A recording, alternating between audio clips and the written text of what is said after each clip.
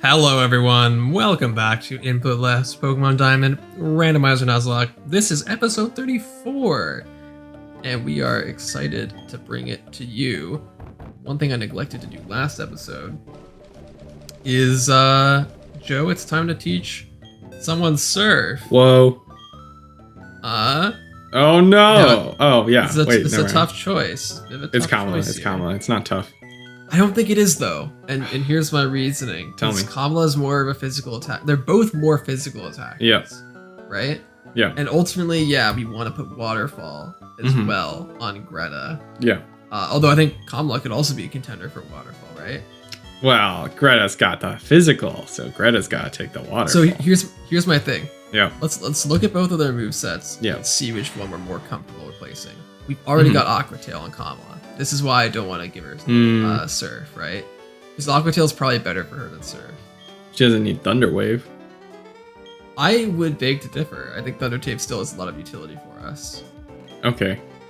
You've convinced me just looking at this moveset. It's also Fly, right? Like we've already got an HM. And yeah, we have Strength on Greta, so. Wow, Greta's gonna have Strength, Waterfall, and Surf now, so that's okay. Well, eventually, yes. Yeah. I think for now, I want to get rid of just Bubble Beam because it's better than Bubble Beam almost strictly. You know, we can't lower the speed stat, but yeah. I think the speed stat can wait.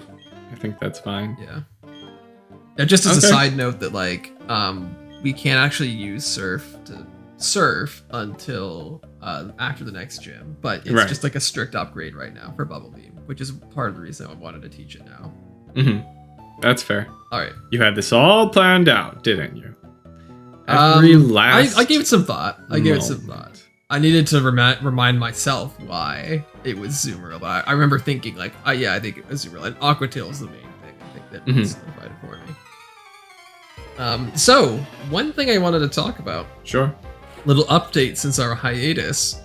I don't know if you saw this, but Nintendo has officially revealed the box art and release dates of Pokemon Brilliant Diamond and Shining Pearl, and also the release date of Pokemon Legends Arceus. So because I just plugged in a Nintendo Switch, and I saw that there was an update, but no, I didn't know there's box art. I have to look it up. And what are the dates? Take a look. Brilliant Diamond and Shining Pearl are sometime in November, I believe. Oh, we dead to crit there. I thought we were only dead to crit if you had Psychic. Okay, I played that really fast. Yeah, you might want to switch out. No, we outspeed, we're good. Okay. Yeah, I probably shouldn't have stayed in there, but this is what I'm saying. I'm getting comfortable. Comfortable now. That's the risk. Yeah. So Brilliant Diamond's November, you were saying? They're both, the remakes are in November. They have their box art. I'm curious what your thoughts are on the box art, because there have been some, memes and such tossed around online. This Pokemon Legends Arceus image is pretty cool. Yeah, I think. Oh yeah, maybe they did reveal the box art for that too. Actually, yeah. They did. I don't know if it's box art. It's just. No, I think it is. It's the one where they're all like looking out over the cliff. Cartoonish. It's the Breath of the Wild ripoff. Box art, to go with everything else they've ripped off from that game. Oh dear. These are very intense box art images. I can already think of where the memes are going. I better edit to put these up. Yeah. They're screaming. Oh no. They're releasing. They're releasing. Yeah. Yeah. Oh yeah. Have you do you know the that video of like the old dudes in the cowboy hats singing over the mountaintops, that like meme music video? No. You probably do know it. It's someone where they go like ah, you don't know that? You were so high pitched that Discord cut you off. Wow, really? Yeah. Okay. But no, I don't. But it's like that. I feel like you would if you saw it. I feel like you would if you saw it. I saw people make an edit of it. Yeah, with the box art. I'll send it to you between recordings, and you can get a nice reaction. Yeah, please do. I'm not in tune But- enough with the. So what else was it? The box art, the November. They're all November. Everything's November. No, thank God. So yeah, November for the remakes, but you'll recall that they initially said early 2022 for Legends Yes. Arceus, and people Oh, right. were a little sketched about that because when they revealed the footage, it looked like that might be a little early. Oh, or, are they gonna pull a little a ambitious? Sonic the Hedgehog movie on us and tell us a delay and they'll make it better? I wish they had delayed it. I Okay. wish they had delayed Oh, it. don't tell me. Instead, No. the release date is January 28th of 2022. Okay. Which is like as early as it gets for early 2022. Right. Especially with Now- Christmas season, yeah. Maybe. Yeah. This means they're very confident in the game's level of polish and that it can release and meet that deadline. I am concerned. I'll be honest, I'm concerned. I fear that it's not giving that game potentially the amount of development time that it needs to be as good as it can be, right? Now, I am totally aware that the footage that they showed off in that initial trailer is likely from an early build, and that explains why we have like some really weird looking like low FPS stuff. Like Right. I am aware of that. No, you don't need to clarify for me. Hey, we already talked about it. I'm not gonna clarify anything. I'm not talking to you so much as I am to all the potential commenters who come at me like, well, like it's blah blah blah blah blah. I get that, but I hope you'll forgive me if I say that I don't, as of late, have a lot of faith in the Pokemon Company's release dates in terms of releasing finished full products that are up to snuff in every respect. Like, do I think that like any of the Pokemon games they released recently are like abjectly bad or unfinished? No. I know there are people who do think that. I don't think that. But I do think they could go a lot further and be a lot better than they are. And I feel like they are hamstringed a lot by their release dates. Pokemon in Company. terms of how ambitious they can get. So I'm a bit concerned. I will admit I'm a little concerned, and maybe I'm totally wrong, but that's what I'm feeling right now. Dear Nintendo, it feels a lot like Apple. I feel like Pokemon Company has had a lot of opportunities for some really big, innovations and a lot of like mild upgrades, and ball dropping. Yeah. And I mean, I'm sure you voiced already your dislike of the design of Brilliant Diamond Shining Pearl. Not the box it's art, hard to but- get excited. Hard to get excited for those games, just Right. based on what we've seen so far. Yeah. For me. And here we could have had, Breath of the Wild, but with Pokemon. And now we're gonna have like Poke Park 4, Electric Boogaloo. I mean, Pikachu. maybe it will be as good as that. I mean, so that's the thing. Is like I don't want to make too Right, we don't know. like We don't certain know. of an assumption, right? Of like of the quality of that game. It could be Breath of the Wild with Pokemon. It could be as good as Breath of the Wild with Pokemon as an idea conjures up, right? I'm imagining. Maybe the visuals will end up being stunning. Maybe the gameplay will end up being amazing. But these are maybes, and I have to confess, my confidence is waning a bit, right? Right. Yeah, the scope of this thing. Well, I don't know. Yeah, it's hard to know. But I could just imagine what this could be, where you're climbing these battle towers, activating them, using the move fly to paraglide down, and yeah. And Well, I don't think it's that. No, much of a rip-off. I'm just I'm joking, but really, you can just wow, this has so much potential, but It definitely does. big fingers crossed. So So yeah, that's the update Yeah. there, with the Gen 4 remake spin-off stuff. totally unrelated though, I want to let you know that I got a separate phone for work related and business related things, and so I've bought a second phone and a second number that I added to the plan, and I don't know if you have any thoughts on like having a separate phone for business, but I imagine you can think of why, the many reasons why for a healthy lifestyle it'd be good to have, you know, 2 phones. Are you just talking about like separating work and life? Yes, Is that exactly. what you're getting at? Basically. Like, is your phone blowing up that much? Like, damn. Dude, my work is my life. So yeah. Well, the funny thing is that I'm probably gonna end up like having my work phone constantly going off, and then having my life phone never go off because it's just gonna be sad. But at least I could like. Here's the thing: I want to be able to like, if I want to put away the work phone for an evening and not take business messages, you know, like I want to be able to do that. I think that's pretty cool, you know. And you can't do that when you have just the one phone, because at the end of the day, like, you need that in case there's an emergency, right? And if there's a family emergency or whatever. Yeah, you always kind of have to look at your phone, Yeah, you gotta be in tune. Even if you don't respond to the work stuff, I know what you mean. Where like you still get it, or you still look at it. You read it. It enters your mind. It annoys you, or it's like some like, you didn't do this, and then you're like, no, you're gonna be stressed out for the rest of the evening. Not that I'd ever not do anything, but you know, that's the kind of feelings that it elicits. It conjures those. Conjures it up, yeah. So I just want to state for the audience, I intentionally got that wrong because I'm trying to get levels out of these trainers. If you thought like, how did he get like 3 + 5 + 7 = 2? That was intentional. What are you talking? Oh, right. It's the math quiz in the gym, yeah. Math quiz. But the phone I got is the exciting thing.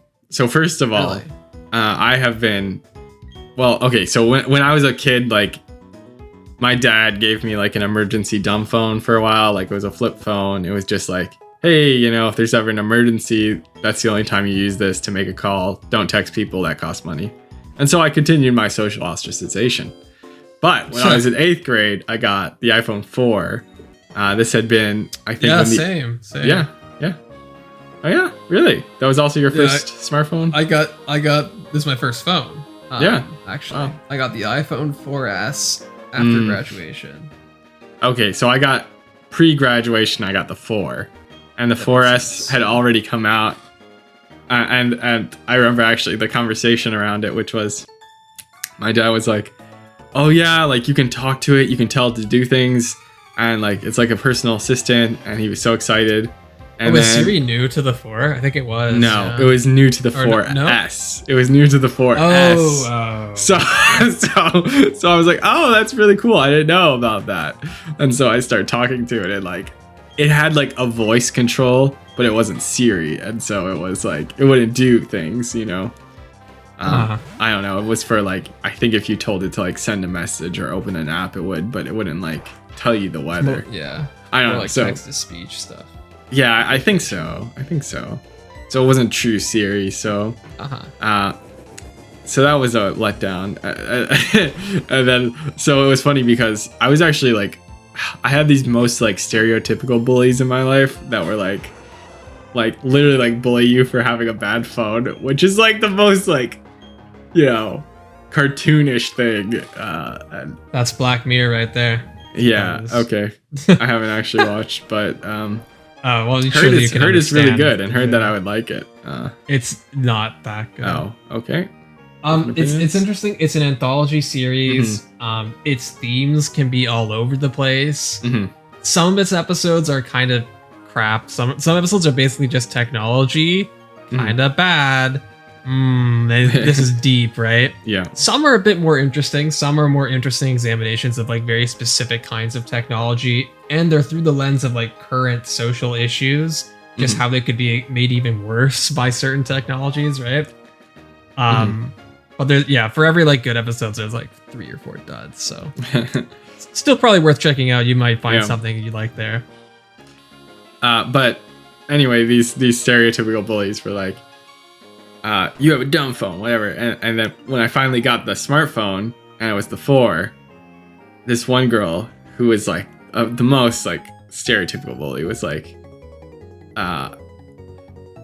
oh yeah, you only have 8 gigabytes. I have the 128. Like I don't remember what it was, but it was like trying to say like my phone is still better than yours. Yeah, so which is like so ridiculous and stupid. And I remember like you were an enlightened child, obviously, so this did not faze you. You understood where they were coming from. No, well, they were insecure. Yeah, I wish I could say that. I mean, it definitely depressed me.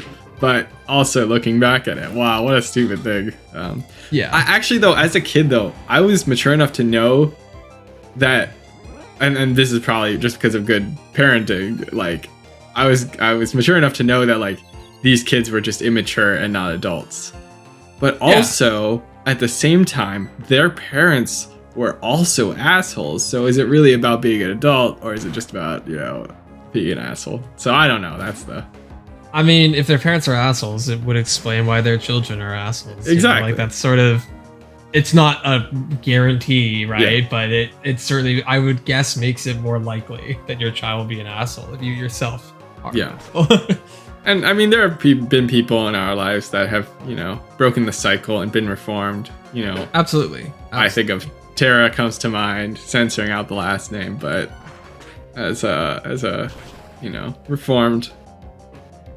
I mean, are her parents assholes? Do you know that? Presumably. No, I don't know that for a fact, but okay. Well, that's, I mean, yeah, maybe not the best example then, right? Yeah. Because either way, more specifically. So the phone I got though is called the Terra Cube, like that transition. And what? It's called a Terra Cube. It's Terra Cube 2E. Okay, sorry. Hold on. Yeah. You just purchased a new phone, and it's called the what? The Terra Cube. I've never heard. TERA Cube, like Minecraft Cube. No, yeah. So I'll tell you about it. Is it in the shape of a cube? No, it's okay. A rectangular prism, like most smart. It's a normal smartphone shape, pretty much. So I'll tell you about this phone, and this is a big plug for if everyone's looking for. So first of all, actually, the reason I had to tell plug your car. Yeah. Oh yeah, smart car. Everyone get one. But no. First I need to say the reason I told the story about when I was a kid though is because from that moment I had. By the way, Gen 4 health bars here. Nice example. You got a chance to see. That took like 5 minutes to go down. Yes. Sorry, go ahead. No, it's yeah. So I told that story because I've had an Apple iPhone since then. You know, whatever iPhone, normally upgrading every other version pretty much. Okay. But this is my first Android I've ever owned. I've played with an Android, like I know how Androids work. It's not that different, right? I mean, but I know that because my grandma has an Android, whatever. My parents used to have Androids. This is my first Android. It's called TerraCube 2E. This is the plug that, if you're looking for a low budget smartphone, just to be able to like send messages, use some apps. Not to like play games and even like watching videos is kind of not strong for it. Get the Terra Cube. It's with the discount code, so it retails at it's $195. You buy it online, $195. You're really shelling out for these people. Well, no, I'll tell you why though in a bit. I'll tell you why. Okay, you're gonna. They're trust sustainable. Me. Every phone you buy, they plant a tree in Africa. Okay. Shut up. Also, yes. but let me get to that. So okay, all right. It's $195. So it's a low budget smartphone. It's still a smartphone. Runs Android 10. Actually, with a 20% Earth Day discount code, I got it for $165. And for $165, you get the phone in a case with a screen protector. So you get like all of it. I mean, you don't actually get the charger because then they say that's for sustainability reasons, whatever. But you do get like the case, which, you know, normally you gotta shell out for. So let me tell you why this phone is amazing. So first of all, this is about sustainability. Yeah, it's about sustainability and also pro-consumer practices. And the industry is so, you know, backwards in terms of, you know, they get their minerals that they use to make smartphones from conflict areas. They underpay people. Smartphones are one of the worst things for the earth, right? They get their Nasquada. Exactly, Nasquada. Yeah. That's an in joke to some modded Minecraft we played. They It's had like I still was it not? Is it actually Nosquita or is it Naquita? Because I think we mispronounced. I think it's actually Nosquita. Like we missed the S for a long time, which is apparently what they use in like cell phones or something. I don't know. Something like that. Yeah. But basically, there's only 3 major companies in the world that appear to be challenging the status quo when it comes to smartphone companies. One of them. Yeah, that's fine. Yeah. Well, they're Google's one of them. How do you Google say Pixel? How do you say it when they're disrupting the industry? They're disrupting the industry. Exactly. Yeah. Somebody gets it. But there's only 3 companies. One is Fairphone. That's probably the one with the most global name recognition. That's been around I still have never heard of it. That's okay. It's been around for maybe 5-6 years. They're on the Fairphone 3, I think, at this point. And they're a big innovation, and the reason is you can't buy it in the US. It's only in Europe. The big innovation of it was it's completely modular, and so you can replace and repair it very easily. So it's meant to last you, 4 years to, indefinitely.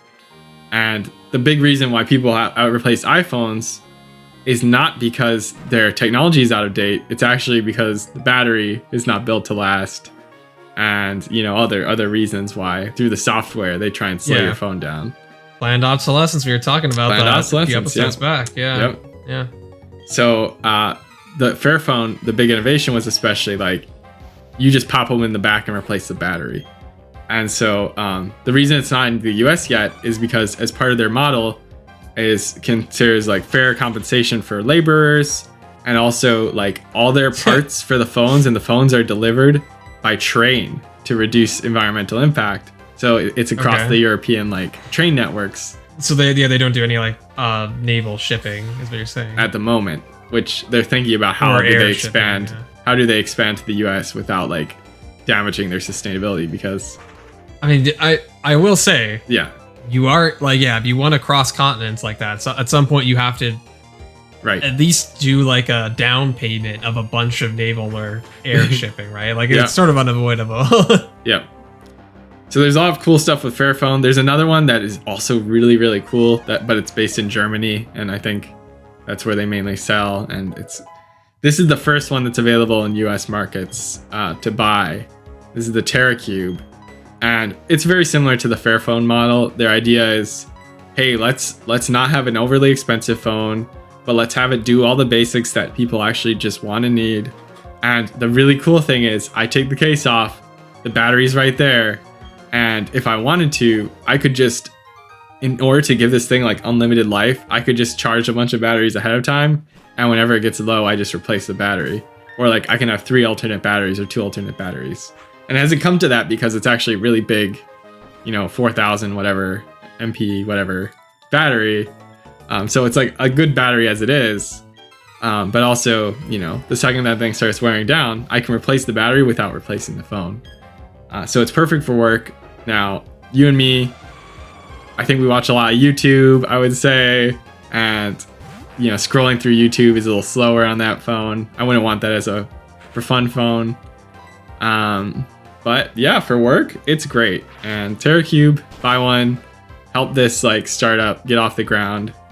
Help make it put pressure on companies like Apple disrupt the industry. Disrupt the industry so they can change their, because real talk, right? Apple, Google, all these ones that are they're making the best smartphones. They're also making the most anti-consumer smartphones and anti-environment smartphones.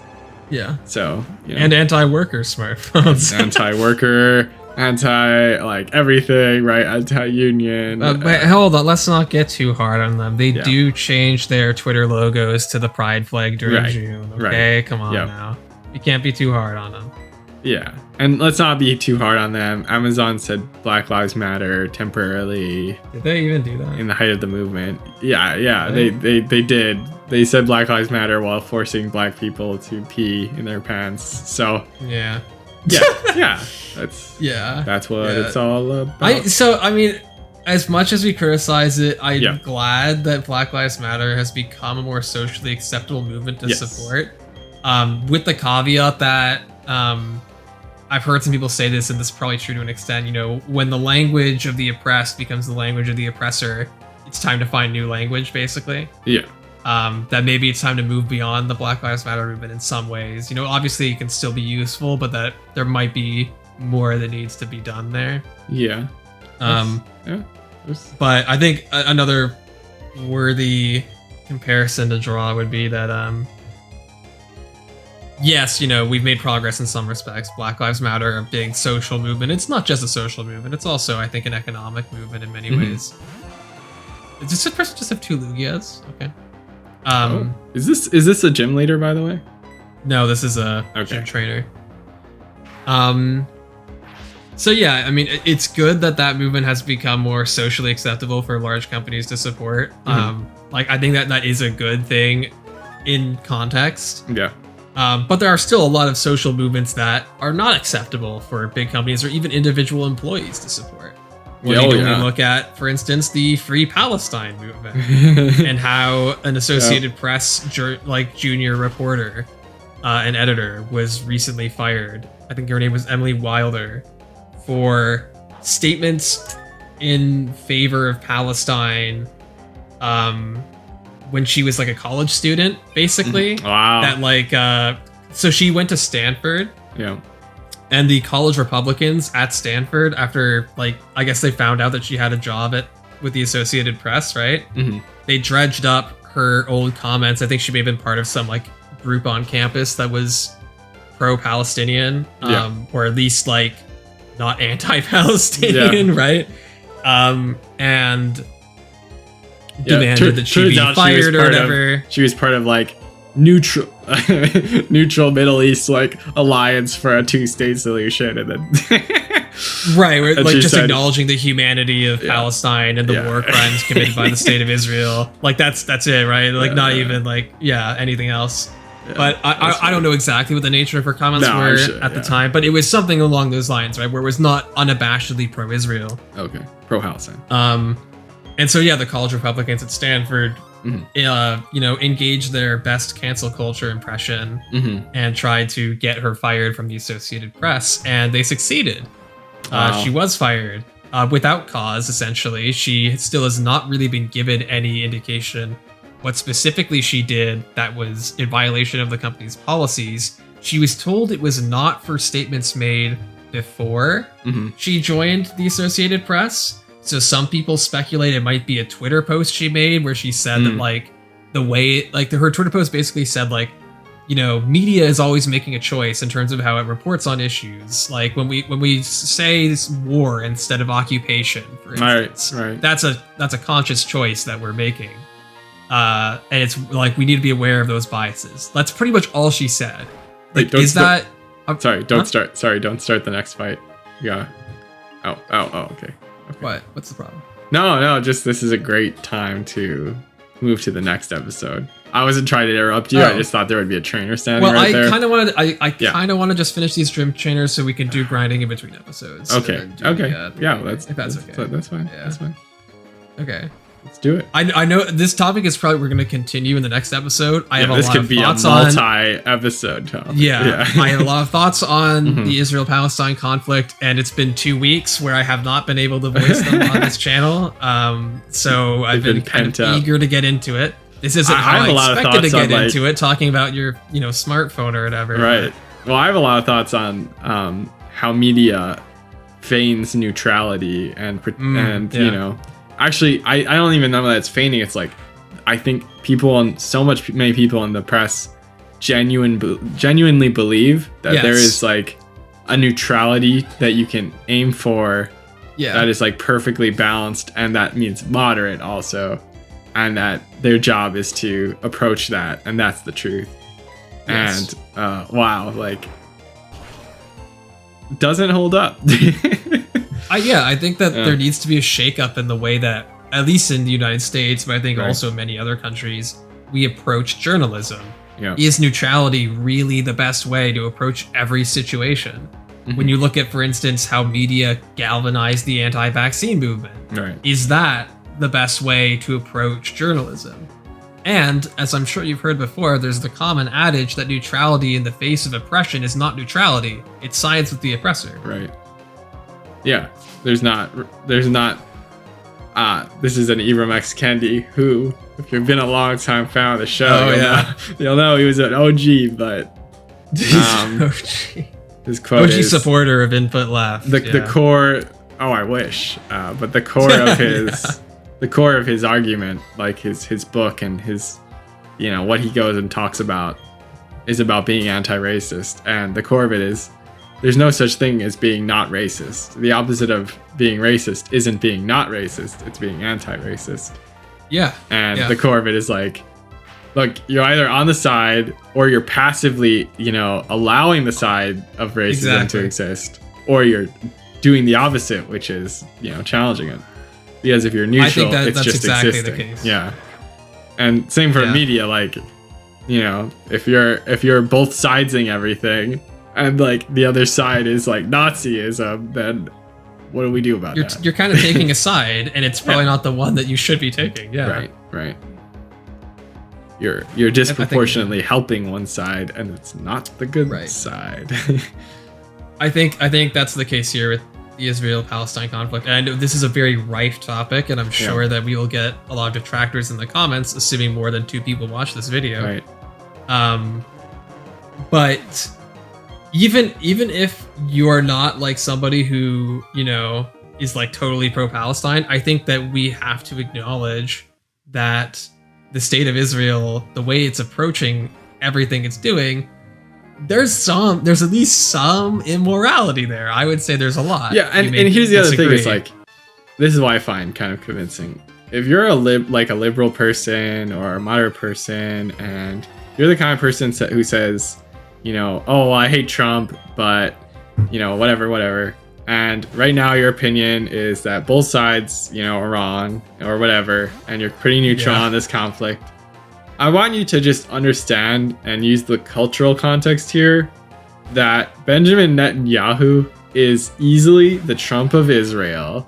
His party is easily equivalent or worse than maybe equivalent to the US GOP right now in their most terroristic form.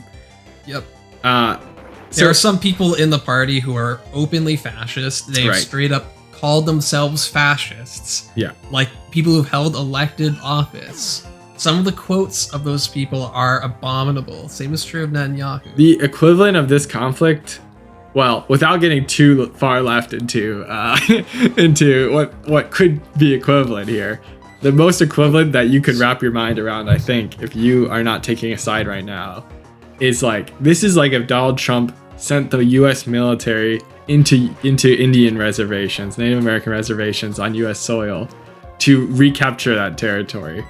And that's not the fairest in some reasons, because we do a lot worse than that. And that is equivalent already. Well, we have already done. For example, we already succeeded in genociding. Yeah, I was going to say, in essence, we have already done to the Native Americans what Israel is currently doing to the Palestinians. And yes, there were Jewish people in that land thousands of years ago. There were not American people as we know them now. There were not white Europeans in the United States, what is now known as the United States, 1,000 years ago. That is a difference. But very, very few of those Jewish people who lived there before, and that is a long time ago. Palestinians have been there for 1,000+ years, many of them. Right. Those Jewish people, the people in Israel now who are calling themselves Israeli, not all of whom are Jewish, are not necessarily the descendants of those original Israeli that's true. people, like those original citizens of Israel, the Israelites, right? It's not a one-to-one correspondence. And even if it was, that does not give them the right to come back into a territory that has been lived in by a population of Palestinians for hundreds, if not thousands of years, some of whom are Jewish as well. It's worth noting. You made me think. And just completely tearing their country apart and this is if colonizing it. This is like if U.S. white Americans went back to Europe and took over Europe and started pushing modern day Europeans into smaller and smaller bits of land. comments. Kinda. Yeah, like there's It's like, it's sort of like that. We have a stake in this land from a long time ago. We're gonna come back. We're gonna take it over, and you no longer have a claim to this land. You know. Right. So I don't know. There's a lot there. Is this grinding time though?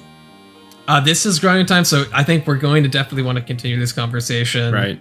in the next episode. For now, we're going to do some grinding, and we'll come back and see you guys on the next episode. Yep. Leave your thoughtful and respectful comments on this issue down in the comments. There's so much to say on this. I barely scratched the surface of what I wanted to say on this, and I suspect Joe has as well. Mm-hmm. So, yeah, just try your best in the comments to keep things reasonable and civil, and don't. If you pull out any tired conversations that straight up advocate for the destruction of the Gaza Strip, I'm gonna delete that comment. Yeah, probably. Yeah. I mean, leave it, boost the channel, but then we'll delete it. Yeah. Anyway, yeah. Be thoughtful. Exactly. Be thoughtful. See you next time. Bye.